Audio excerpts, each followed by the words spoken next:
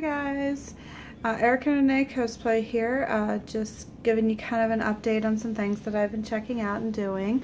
I just got some awesome epic software for my embroidery machine. This allows me to do my own embroidery, my own designs, my own things. So I was able to get this software and I just wanted to show you guys a little bit of it. So let me move this here.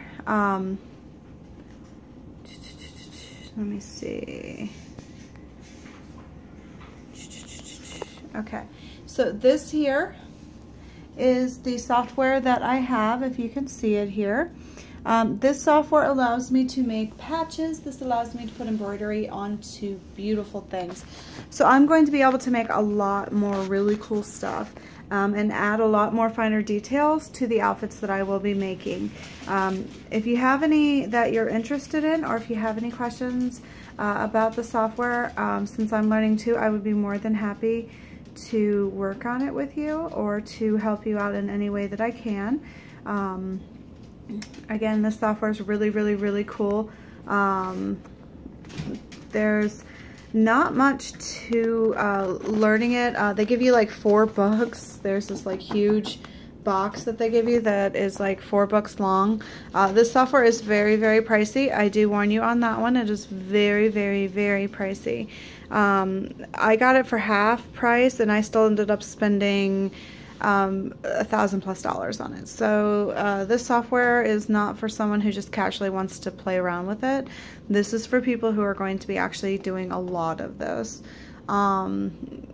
If you're looking to do stuff like you know, just playing around with it, they do have a brother sewing machine that's like $250. That's a really good sewing machine, embroidery machine combo that will do that stuff. Okay, so I just wanted to show you guys here real quick. So I can do a new file. I can change it view-wise so that I can view it as a 3D view. This will give me my hoop, and I can change the hoop size up here. I have a Designer SE, so it gives me the options of hoop sizes that my Designer SE can handle. So I have the 100 by 100 standard hoop, and then I have the 240 by 150 large hoop. I haven't gotten any of the other hoops, but I am going to be getting this. So I can click 100 by 100, and that's going to bring up this hoop here, which is 100 by 100, and then it gives me these blocks in the inside here. And these blocks will allow me to put pictures into it. Now, in order for me to pull up my own pictures, I go to Wizards, Express Design, and I'm going to put in Express Design Soup. Now it gives me multiple things here. First, it allows me to do a full-on embroidery. Then it gives me a trace, which is really good for just appliques. And then it gives me an outline motif. So it just outlines and doesn't actually fill it in. So we're going to go with the fill in. And then it allows me to load a picture. So as you can see, I've got a couple pictures, and I'm going to do the Agents of S.H.I.E.L.D. logo. And there's my Agents of S.H.I.E.L.D. logo right there. So the Agents of S.H.I.E.L.D. logo, of course, everybody knows is a very popular TV show, a very popular franchise. So this is a really good picture to work with. So the next mode it's giving me is it allows me to rotate the picture, and then it allows me to zoom in and crop certain parts of the picture. So say I have this really huge picture and it's got like 5 or 6 different things on it, but I only want one little section. This will allow me to do so. So you can get real size, so show the embroidery at the magnification as close as possible to the real setting, which is there.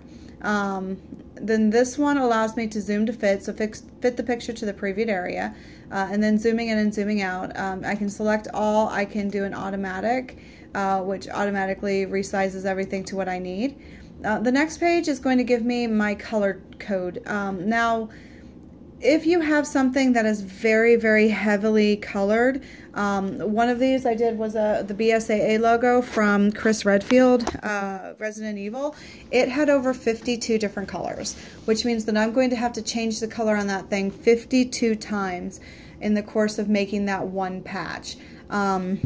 It's crazy, I know, but the more elaborate your design, the higher the colors. So this one only has 10 colors, which is perfectly fine. You can actually up the colors to make it more, but you don't have to, because it'll figure out what colors are needed. Then this little box here that I'm checking right here, it says automatically remove background color. So all this white that you see back up here and up here and up here, it's removing that from there. So it's going to be nothing but a patch. Then I can go into picture options here, and I have black lines. So I can expand the pixel thin lines, which will make the really thick lines here a little bit thinner and easier to trace. And then I can have the area sensitivity to low, medium, or high. I usually put it on high for that specific thing. And then of course, like I said, you can add to the thread. So if I wanted more coloring, I could add more coloring, and you can change it to whatever color you want. If you don't feel the colors right, you can actually click on this and you can actually change the thread color to a thread color that you feel is more correct, I guess you could say. So I'm just going to hit next, and what this is going to do is it's going to generate this picture that I told it to generate onto an actual digitalized image. Now it's going to tell me that some of them were too thick to be traced. I haven't had any problems with it yet. And then there you go. Now this fill line over here, this guy here, allows me to change it from a fill type to a satin stitch type, which does change the trajectory a little bit on how it looks. So you can see that it will change it up just a little bit on here. There's not as many stitches and things like that. And then down here it's going to tell you the sizing. Now I can change the size if I wanted to. I could change the size to it bigger, but I'm going to do that later. So here it tells you how many colors specifically and how many stitches it's going to take. You can also change what kind of fabric it's going to go. You can go fleece, knit, sheer, terry cloth, or woven. Woven is most of them. And then you can also do a design underlay, which is perfectly fine.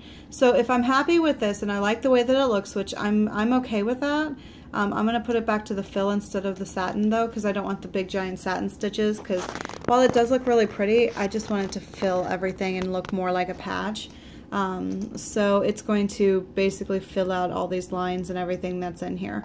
So I'm going to hit finish, and it's going to actually bring it into this. Now remember, this hoop is 100 by 100. So right now my design is 99.8 by 99.8. So if I wanted to change that size to make it just a little bit smaller, I can do so by simply squeezing this down and then moving it to center. I always want to move it to center, and there's little circles that will allow me to do that, because I want to make sure it's in the center of my hoop and that I'm not accidentally hitting the sides of the hoop. So there is my picture.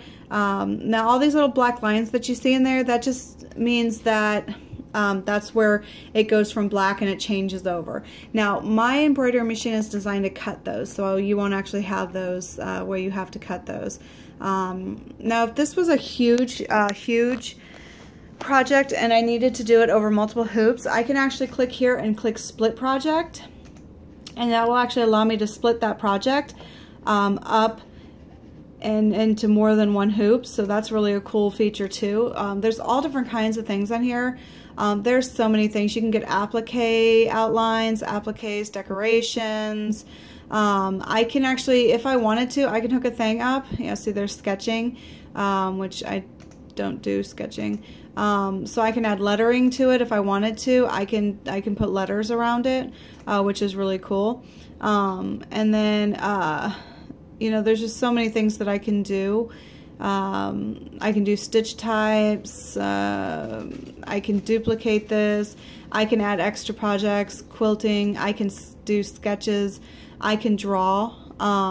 If I wanted to just draw on here, I can certainly do that, and it gives me the option for drawing, and I can draw different lines and things like that, shapes, super designs. It gives me some preset designs in here, so I can do dinosaurs, fish, rabbits. You know, I had one person say that they wanted an owl, so there's an owl shape. So, you know, there's different preset designs that are on here. And again, you know, there's animals, applique, borders, buttonholes. I can do really cool buttonholes. So instead of having just the boring buttonhole, I can actually use like this one. And this buttonhole here will have like a swirl in it. This one looks like a butterfly. This one looks like a little Chinese one. I can have arrows.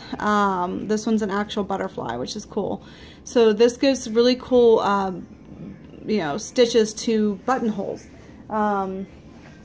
And you know, that I thought was really cool because there's some very oriental type ones that I would love to do some really cool really cool stitches too, and buttonholes and stuff, and make it look so much cooler and more oriental. But I never had that ability to do so before, so I kind of had to hand stitch it. So, you know, this program is really, really cool, and I'm going to be using it quite often to put cool appliques and things on my stitching. That will help definitely with making my costumes just that much more cooler and that much more authentic and awesome. Alright, so I'm going to start messing around with this a bit more. I've got a bunch of them saved. And I've got a bunch of them where I'm messing with it. And then another thing I just wanted to show you here. So I have the Designer SE, which is a VP3 file, Viking Path 3. So this is saving as VP4. So what I can do is I can go over here and export it. And I can export it to a VP3 file. I can also flip the design if I wanted to do a reverse embroidery. And then I can, you know, definitely keep the same colors and things like that. And I'm just gonna call this one Agent Shield Logo. So I'm just gonna save it as a VP3 file. So now I can move that onto my USB drive and actually plug it into my embroidery machine and then move those files right over, and I'll be able to use those no problem. So I hope this kind of helped a little bit, showing you kind of the stuff that I do and the things that I play around with. If you guys have any questions or concerns, you know, don't hesitate to ask. I'll be more than happy to help. For now, I will talk to you guys later. Bye.